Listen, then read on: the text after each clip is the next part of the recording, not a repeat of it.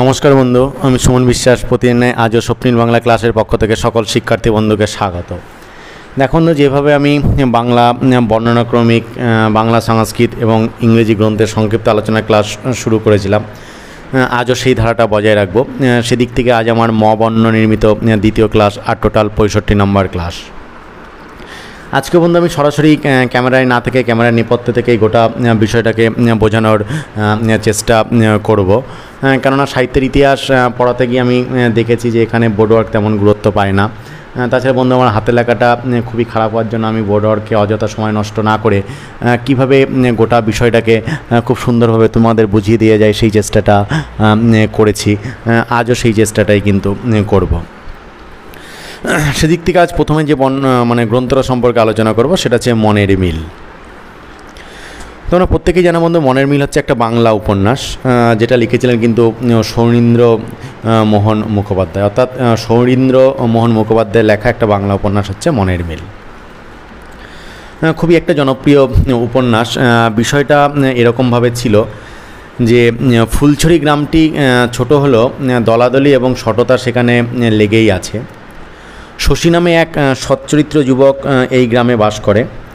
সংসারে তার এক বিধবা বৌদি ছাড়া আর কেউ ছিল না। গ্রামের সমাজপতি জমিদার সদুবাবুর মোসাহেব এই গ্রামস্থ চরণের ইচ্ছা ছিল শশীর যে বৌদি বিন্দুর সঙ্গে অবৈধ একটা প্রেম সম্পর্ক তৈরি। কিন্তু যখন সম্পূর্ণ অকৃতকার্য হলো, তখন বিন্দুর নামে মিথ্যা অপবাদ দিয়ে তাকে সমাজচ্যুত করার চেষ্টা করতে লাগলো। এইসব অসৎ কাজের একমাত্র সহায় ছিল তার শালা তারিণী। এই অবস্থায় শশী ওই গ্রামেরই নিতাই নামের একটি শিক্ষিত সচ্চরিত্র ও ধনী যুবকের শরণাপন্ন হয়। নিতাই এইবার চরণের ভণ্ডামি সমাজের কাছে ধরিয়ে দিতে চেষ্টা করতে থাকে। এদিকে একদিন মাছ ধরতে এসে অন্য এক পাড়ার খ্রিস্টান মিশনারি স্কুলের শিক্ষয়িত্রী সুচিত্রার সঙ্গে নিতাইয়ের পরিচয় হয়। আস্তে আস্তে এই পরিচয় ঘনিষ্ঠতর হয়ে ওঠে। নিতাইয়ের সংসারে কেউ ছিল না, সে কেবল একটি মুসলমান বালককে মানুষ করায় ভার নিয়েছিল। ছেলেটির নাম ছিল কাসিম। নিতাই তাকে ডাকে কাশি বলে। নিতাই কাশিকে মিশনারি স্কুলে ভর্তি করে দেয়। তারপর নিতাই ও সুচিত্রা উভয়ের চরিত্রগুণে আকৃষ্ট হয়। নিতাই জানতে পারে সুচিত্রা খ্রিস্টান নয়, হিন্দু। এই সময় একদিন সুচিত্রার বাল্যবন্ধু বিজলি মিথ্যা প্রবঞ্চনা করে সুচিত্রার কাছ থেকে হ্যান্ডনোট দিয়ে 1000 টাকা ধার নেয়।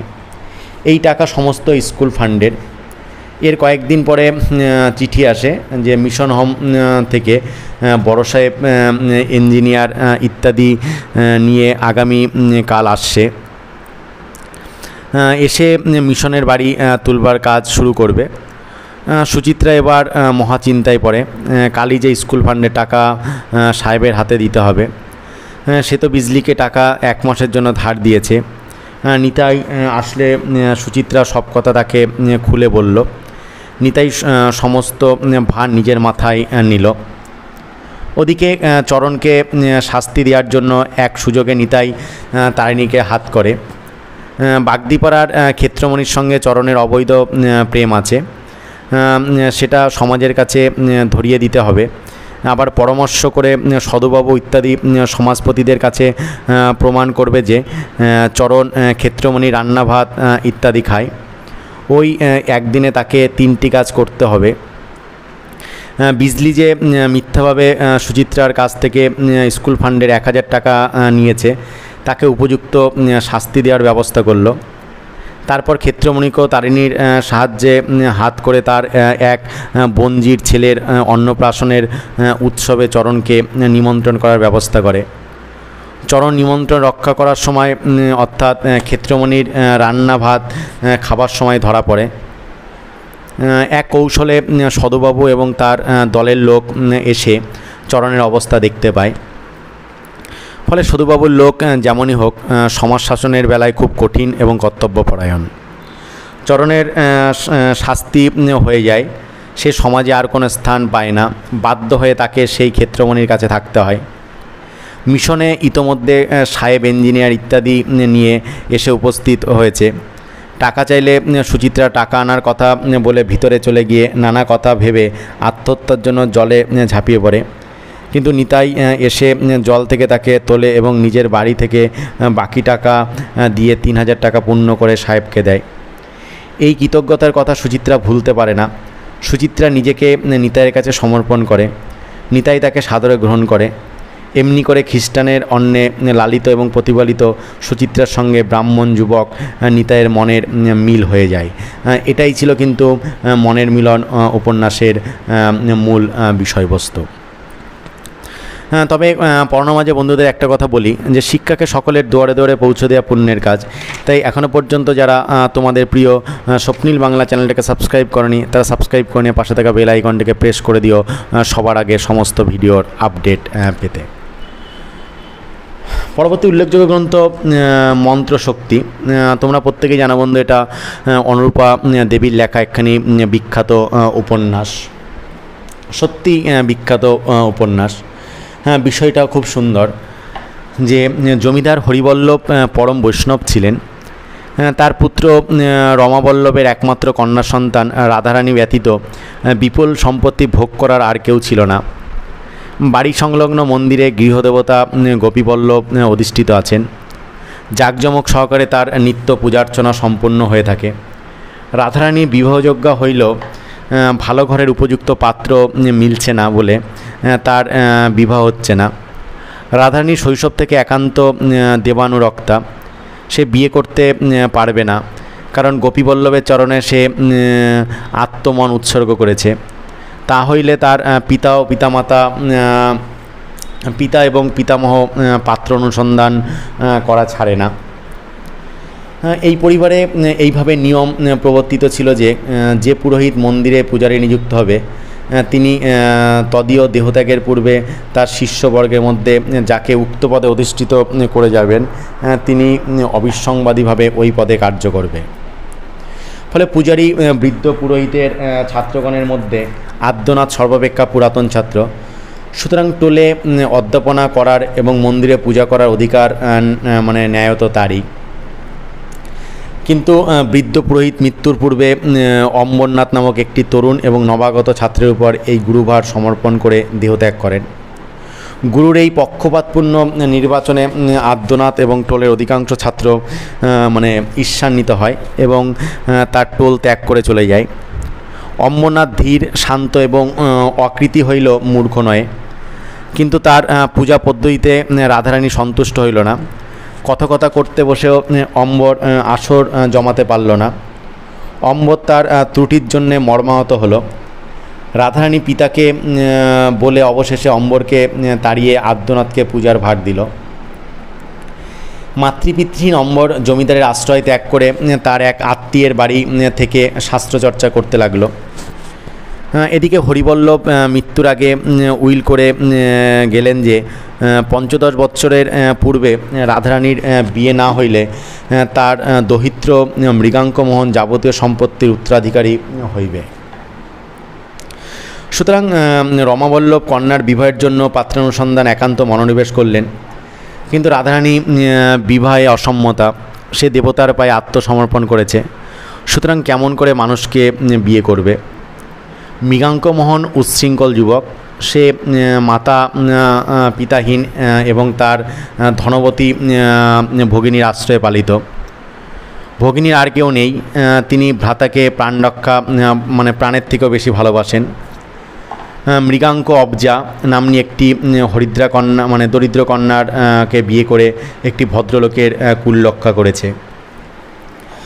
ফলে মৃগাঙ্ক পাল্টি ঘর বলিয়া অবশেষে আর পাত্র না পেয়ে রমাবল্লভ তাকে আনিয়ে রাধারানীকে বিয়ে করতে অনুরোধ করে।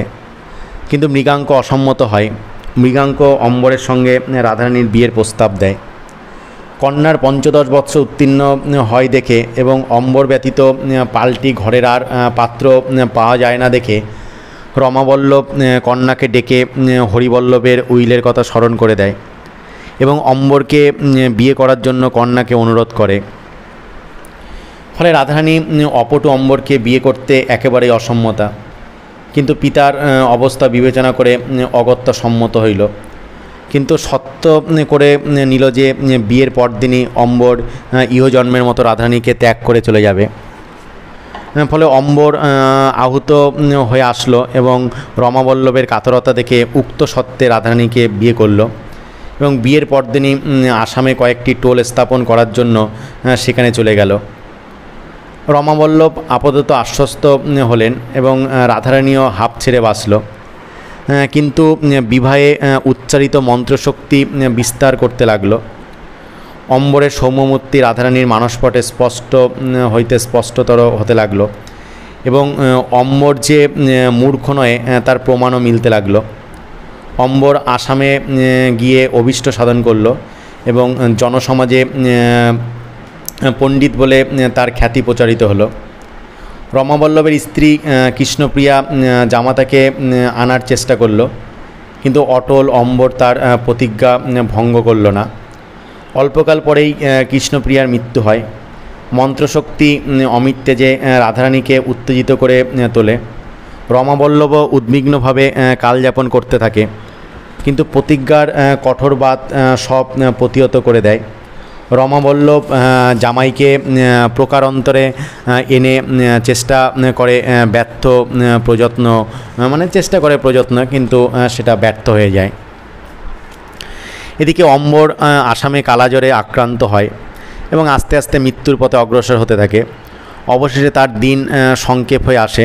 দেখে অম্বর হৃদয়ের আকাঙ্ক্ষা শেষকালে মিটার আশায় শ্বশুরালয়ের উদ্দেশ্যে ট্রেনে ওঠে। ট্রেন শিলাইদহে পৌঁছিয়ে তার দেহপ্রাণ হীনের ন্যায় জড়বৎ পড়ে আছে দেখে তাকে কুলিয়ে হাসপাতালে স্থানান্তরিত করার জন্য নিয়ে যায়। রমাবল্লভ ও রাধারানী সেই সময়ে প্ল্যাটফর্মের অপর পার্শ্বস্থ একটি ট্রেনে আসাম যাওয়ার জন্য অপেক্ষা করছিল। রাধারানী ট্রেনের কক্ষ থেকে কুলি বাহিত অম্বরের অসার দেহ দেখে চিৎকার করে তার পিতার দৃষ্টি আকর্ষণ করে। এদিকে রমাবল্লভ অবিলম্বে অম্বরকে নিয়ে নিকটস্থ একটি ডাক্তার বন্ধুর বাড়িতে আসে। চিকিৎসার কোনো ত্রুটি হয় না, কিন্তু রোগীর সমস্ত সম্বন্ধে ডাক্তার হতাশ হয়ে পড়ে। রাধারানী স্বামীর মৃতপ্রায় দেহ বাহুপাশে আবদ্ধ করে সারা রাত্রি কাটিয়ে দেয়। অম্বর যখন জ্ঞান লাভ করে, রাধারানী তাকে জানায় যে তার প্রতিজ্ঞার খণ্ডন হয়ে গিয়েছে, কারণ রাধারানী আর সে রাধারানী নেই, সে নবজীবন লাভ করেছে। পতিব্রতা অবজার গুণে মৃগাঙ্ক অসৎপথ ত্যাগ করে শুদ্ধি লাভ করেছে। এটাই ছিল বন্ধু মন্ত্রশক্তি অনুরূপা দেবীর লেখা উপন্যাসের মূল বিষয়। দেখো বন্ধু, এই যে সাহিত্যের ইতিহাস ক্লাসটা খুবই গুরুত্বপূর্ণ, কারণ যে কোনো ইউনিভার্সিটির এই কলেজে এটা পাঠ্য আছে। তাছাড়া এসএসসি এমএসসি বিভিন্ন কম্পিটিশান পরীক্ষাতে এখানটাতে প্রশ্ন আসে। তাই আশা করি বন্ধু তোমরা প্রত্যেকেই যে নিষ্ঠার সঙ্গে মনোযোগ সহকারে ক্লাসটা করছো সেটা বলার অপেক্ষা রাখে না। পরবর্তী গ্রন্থ মহাত্মা কালীপ্রসন্ন সিংহ। এটা একটা বাংলা জীবনচরিত। তোমরা জানো এটা মন্মথ নাথ ঘোষ লিখেছিলেন। গ্রন্থকার মহাভারতের অনুবাদক কালীপ্রসন্ন সিংহের যে চিত্র অঙ্কন করেছেন তাতে তাকে শুধু পণ্ডিত কিংবা বদান্যধনী বলেই মনে হয় না, বরং মনস্বী, স্বদেশপ্রেমিক, তেজস্বী, সমাজসংস্কারক, বিচক্ষণ রাজনৈতিক, শক্তিধর সংবাদপত্র সম্পাদক এবং সুরসিক লেখক বলেই কিন্তু তার পরিচয় দেওয়া হয়েছে। গ্রন্থে যে কেবল কালীপ্রসন্নের উদার মহান হৃদয়ের পরিচয় প্রদত্ত হয়েছে সেটাই নয়, তাতে অতীত যুগের বাংলার একটি মনজ্ঞ ছবিও কিন্তু খুব সুন্দরভাবে তুলে ধরা হয়েছে। এরপর হচ্ছে মহানাটক, যেটা সংস্কৃত নাটক। এখানে রামচরিত বর্ণিত হয়েছে এবং উইলসন সাহেবের মতে দামোদর মিশ্র এই মহানাটক গ্রন্থের কিন্তু রচয়িতা। এরপরে রয়েছে উল্লেখযোগ্য গ্রন্থ মহানির্বাণতন্ত্র, যেটা সংস্কৃত একটা ধর্মগ্রন্থ। স্বয়ং শিব এই তন্ত্রের প্রবক্তা বলে মনে করা হয়। এখানে উপাসনা, গৃহকর্ম, দায়ভাগ, অনুষ্ঠান প্রণালী, শক্তি উপাসনা, সাকার ও নিরাকার উপাসনার ভেদ প্রভৃতি বিষয় সম্পন্ন কিন্তু বর্ণিত হয়েছে। দেখো বন্ধু, যেভাবে আমি বর্ণনাক্রমিক আলোচনা ক্লাস শুরু করেছিলাম, আজ ছিল কিন্তু বর্ণ নির্মিত প্রত্যেকটা গ্রন্থের দ্বিতীয় ক্লাস এবং টোটাল কিন্তু 65 নম্বর ক্লাস। তোমরা বুঝতেই পারছো বন্ধু এই ক্লাসগুলো কতটা গুরুত্বপূর্ণ, কারণ বাস্তব জীবনে চলতে গেলে কিন্তু এই সাহিত্যের ইতিহাস জানা ছাড়া কিন্তু কোনো উপায় নাই। তাই বন্ধু আমি পাট করে প্রত্যেকটা গ্রন্থকে সুন্দরভাবে বিশ্লেষণ করার চেষ্টা করছি। আশা করছি বন্ধু আজও তোমাদের একটা সুন্দর তথ্যবহুল ক্লাস উপহার দিতে পেরেছি। তারপরে বন্ধু কোনো জায়গায় যদি কোনো সমস্যা হয়ে থাকে অবশ্যই বন্ধু কমেন্ট বক্সে গিয়ে আমাকে কমেন্ট করে জানাবে, আমি যথাসম্ভব তার উত্তর দেওয়ার চেষ্টা কিন্তু করব।